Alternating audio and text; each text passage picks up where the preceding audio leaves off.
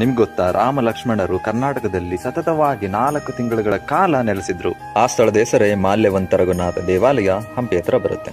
ಈ ಸ್ಥಳ ತುಂಬಾ ವಿಶೇಷ ಘಟನೆಗಳಿಂದ ಕೂಡಿದೆ. ಒಂದನೇದಾಗಿ, ರಾಮ ಲಕ್ಷ್ಮಣರು ಸೀತೆಯನ್ನ ಹುಡುಕ್ತಾ ಕಿಷ್ಕಿಂಧೆಗೆ ಬರ್ತಾರೆ. ಸುಗ್ರೀವನ ಸ್ನೇಹ ಮಾಡ್ತಾರೆ, ವಾಲಿಯ ವಧೆ ಮಾಡ್ತಾರೆ.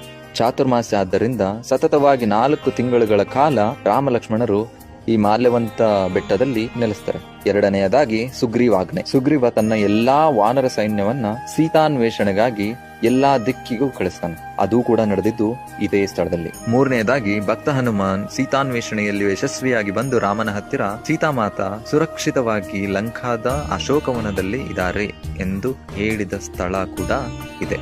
ಕೊನೆಯ ವಿಶೇಷತೆ ಏನಪ್ಪಾ ಅಂತ ಅಂದ್ರೆ, ಎಲ್ಲ ಕಡೆ ಶಸ್ತ್ರಧಾರಿಯಾಗಿ ನಿಂತಿರುವ ರಾಮ ಲಕ್ಷ್ಮಣರ ದರ್ಶನ ಸಿಗುತ್ತೆ. ಆದ್ರೆ ಇಲ್ಲಿ ರಾಮ ಲಕ್ಷ್ಮಣರು ನಿಶಸ್ತ್ರಧಾರಿಯಾಗಿದ್ದಾರೆ.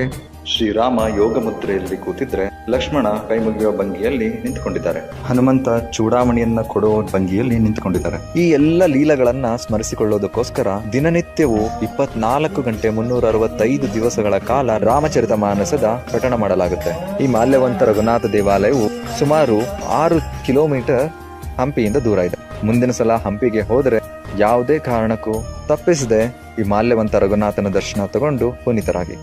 ಜೈ ಶ್ರೀರಾಮ್, ಹರೇ ಕೃಷ್ಣ.